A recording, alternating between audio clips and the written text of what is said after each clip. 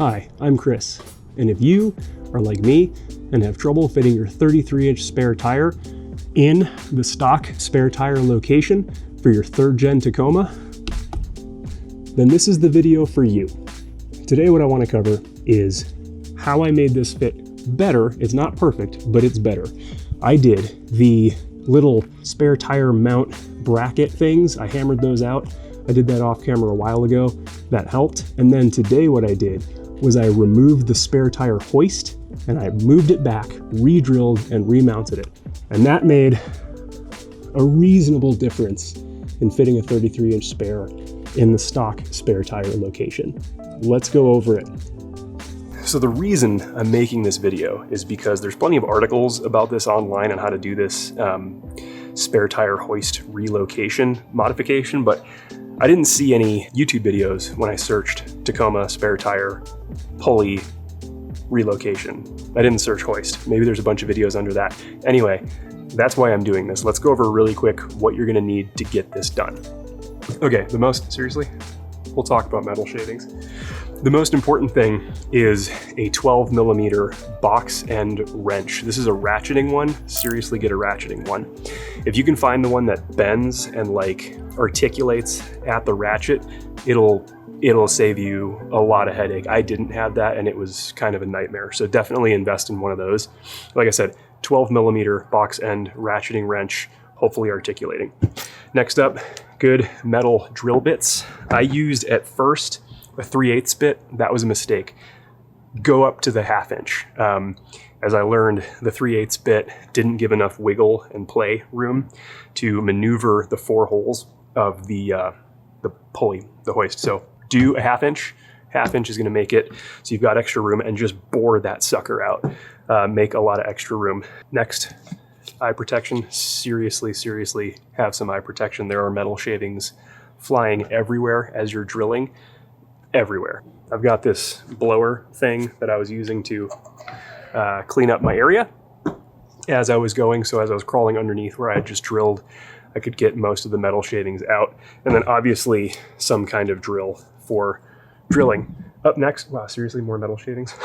And then finally, I used some Rust-Oleum. This is just black spray paint that I had laying around. This is so that after you drill the new holes in the frame of the truck, you can help prevent a little bit of rust. That's the idea. You might not need to do it, but it certainly isn't going to hurt things. Okay, let's get started. So the thing that I'm trying the most to get under control is how close my spare tire is to my rear differential. It's real close, and if I flex really hard, I think it's going to cause some issues. So I'm trying not to use my spare tire as an inadvertent bump stop. One thing that I already did, if it'll focus, is I bent these back. These are those metal leaves that hold the factory spare in place. I used an electric heat gun and applied it and then hammered them back. So I did that already, and I don't know if that's necessary if you do the pulley hoist relocation, but it's already done, so we're just gonna see if it makes a difference. Let me show you the other side. You can see I've only got like an inch or two of clearance between my spare tire and the rear differential. So that's what I'm really trying to figure out. And then here is the other, here's the other spare mounting bracket, the metal leaf thing that I bent back. This is on the passenger side. And then one more thing. This is how much gap I have between the spare tire and the tailpipe. There's a little shield here, but if I can get more space, I will. It's rubbing up against this mounting bracket as well. So I'd like to fix that. And there's a ton of room between the spare and the tow hitch. So that's what I'm gonna try and maximize that space. I dropped the spare down, pulled the car away. Let me show you what we're working with now. Okay. So this guy, this is what we need to remove. And what we're gonna do is we're gonna undo these 4 bolts and then shift it back so that this bolt on the left side towards the tailgate is the new front bolt here. So we're shifting it back. So cab side, front of the vehicle, tailgate side. That's the plan. The thing is, you need a boxed 12 millimeter ratcheting wrench to really make this work. And it is tight up there. Like, you have to go in through here to get to these bolts. And that's gonna be what we're working with to make this happen. All right. Lefty loosey. That's usually how these work. All right. Man, this is tight. I've seen some people fully remove their truck bed, like the composite bed. They just unbolt the bed, lift it, and then do this. But I think I can get this without having to do that, because I've got bed stiffeners and that would not work. Okay, there we go. Yeah, it's tight, but we can do this.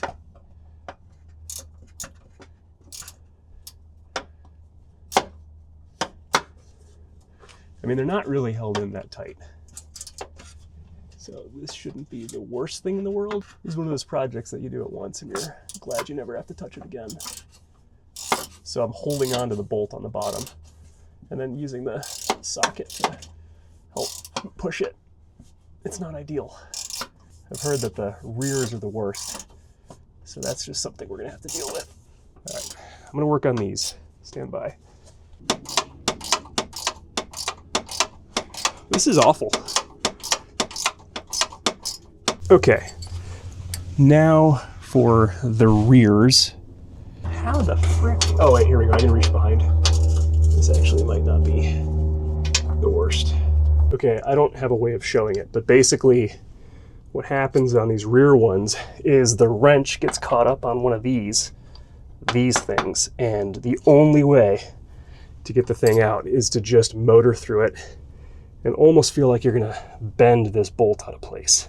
I can't get the camera up there, but I understand where they're saying the back one is the worst. So I'm gonna do the same thing with the front one here, but maybe I can pop the bolt out and rotate it, and maybe that'll be enough to make it so I don't have to worry about that. All right, the last one came out really, really easy because it was free and moving around. So I'm gonna reuse these holes as a pattern.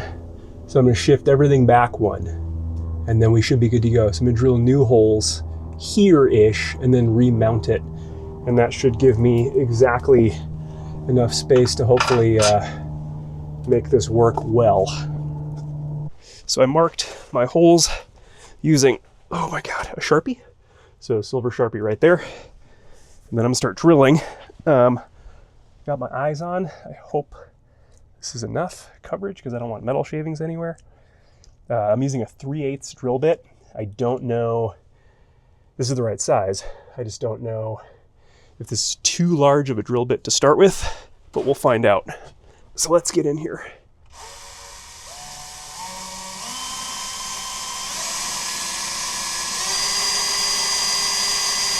Drill a pilot hole. Don't be like me.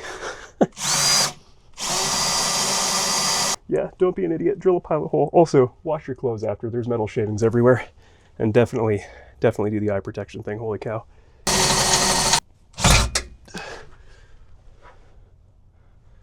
Okay, we're through. Okay. Oh my God. Dude, I am covered in metal shavings. But the hole's perfect. That's what she said. That's what he said? Someone said that.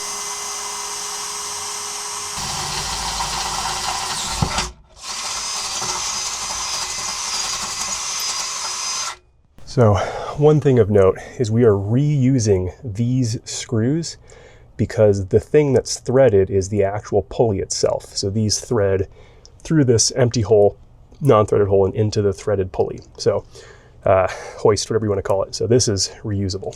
So up next, what we're gonna do, and I don't know how strictly necessary this is, but given how much Toyotas rust, it's probably a good idea. I'm gonna hit this with a rattle can of black paint, just so these new holes don't rust as much. And then I'm gonna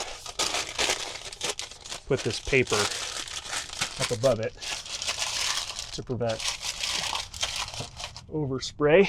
And I'm gonna not record that from here just because I don't want to spray paint my camera, but just know that that's what I'm doing.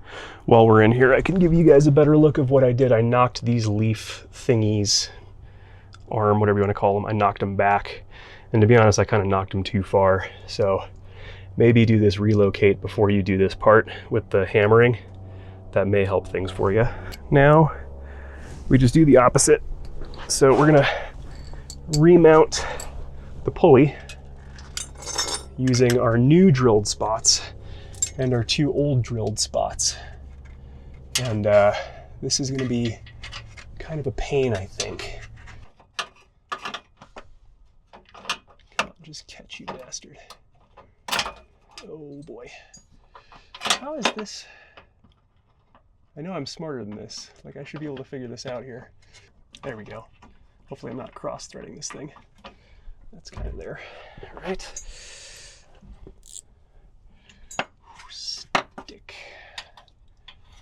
Stick, you bastard.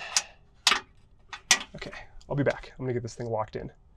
Okay, it's actually easier to hold the wrench and rotate this thing.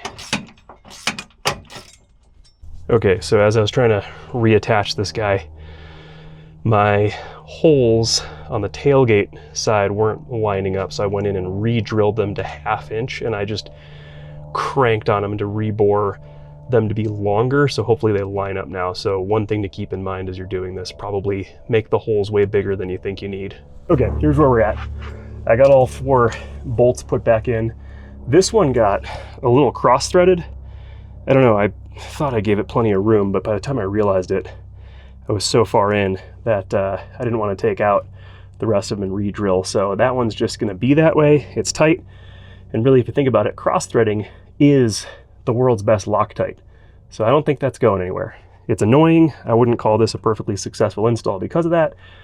Just keep in mind, drill more space. Okay, now I just have to get my spare tire mounted up and see if this thing made any difference at all.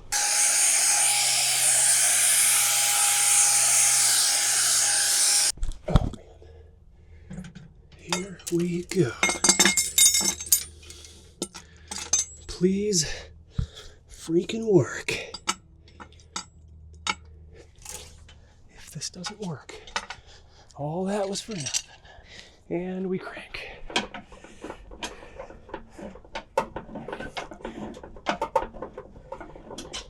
So at least the pulley's still working, the hoist. I'm gonna try and pull this thing as close as I can to the back here. Well, there's a gap. Did that make any difference at all? Was that all for nothing? I mean, it's closer. Okay, so yeah, that did make... It's not perfect, but it is better, I think. And if I bent these tabs up more when I felt like it, that would give me more space. Let me just get this thing actually cranked and I'll show you guys what that looks like. So here's our new gap. It is noticeably better.